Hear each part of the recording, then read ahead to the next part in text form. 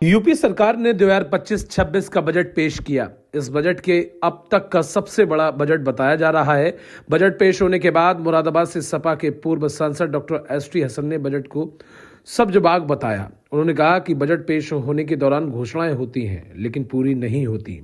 उन्होंने कहा पिछली बार भी आवारा पशुओं के लिए बजट आवंटन किया गया था, वो पैसा कहाँ गया? आवारा पशुओं की समस्या आज भी वैसी ही बनी हुई है जैसे पहले थी। उन्होंने कहा कि देश की अर्थव्यवस्था में रीढ़ की हड्डी कहे जाने वाला किसान छुट्टा पशुओं से परेशान है। खेती की जगह किसान पेड़ लगा रहे हैं। उन्होंने कहा रुपयों का बंदरबाट ना हो, सरकार को इस बात का ख्याल रखना चाहिए। आपको बता दें, उन्होंने अल्पसंख्यकों के लिए बजट की घोषणा पर भी तंज कसा। उन्होंने कहा कि अल्पसंख्यकों के लिए दिया गया 1200 करोड़ के बजट को ऊंट के मुंह में जीरा बताया।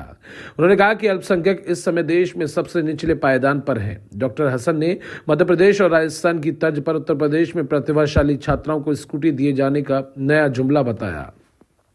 उन्होंने सवाल उठाया और कहा कि ये कौन तय करेगा कि कौन प्रतिभाशाली है और कौन नहीं। उन्होंने कहा कि बजट में जुमलों का इस्तेमाल ज्यादा है, जबकि हकीकत कोसों दूर है। उन्होंने कहा कि बजट के बाद उसकी मॉनिटरिंग होनी चाहिए ताकि मालूम हो कि कहां कितना काम हुआ है।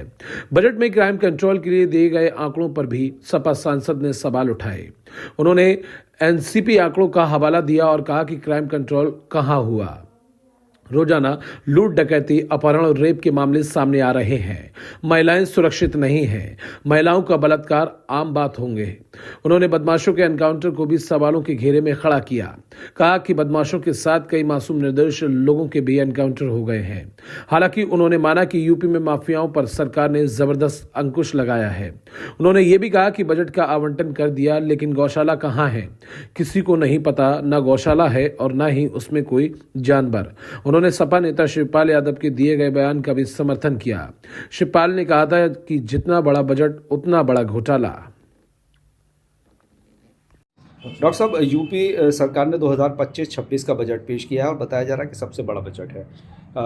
किस नज़रिए से देखते हैं आप इस बजट को? यकीनी तौर पे ये बड़ा बजट है, पहले से ज़्यादा का बजट है। लेकिन बात तो जब होती जब ये सारा पैसा सही यूटिलाइज हो जाए।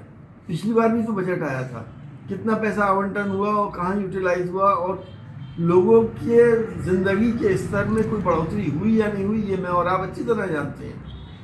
बजट बनाना और बजट का इस्तेमाल करना ये दोनों चीज़ें अलग सब्जेक्ट्स हैं। मध्य प्रदेश और राजस्थान की तर्ज पर जो मेधावी छात्र हैं उन्हें स्कूटी देने का ऐलान किया गया है और जो छात्र हैं उनके लिए भी कई तरह की घोषणाएं की गई। क्या कहें? देखिए, मेधावी छात्र या प्रतिभाशाली छात्रों का चयन कौन करेगा? कहाँ से लेके आएंगे? क्या परसेंटेज रखेंगे उसके लिए? कितने बच्चों को आप स्कूटी देंगे? अगर आपने 150 बच्चों को स्कूटी दे दी तो ये तो कोई बात नहीं हुई। आपको अगर देना था तो पोस्ट ग्रेजुएशन कर रही सारी छात्राओं को स्कूटी देनी चाहिए थी। ये मेधावी लफ्ज़ क्यों इस्तेमाल कर दिया आपने? प्रतिभाशाली लफ्ज़ क्यों इस्तेमाल किया? ये एक विंडो है एस्केप करने की कि ये एलिजिबल नहीं है, इनको नहीं मिल रही, ये प्रतिभाशाली नहीं है। तो ये सारे हथकंडे अब जनता जान रही है। किसान के लिए क्या कर रहे हैं आप? किसान आज परेशान है। गन्ने के रेट आपने क्यों नहीं बढ़ाए? जितनी मिल्स हैं वो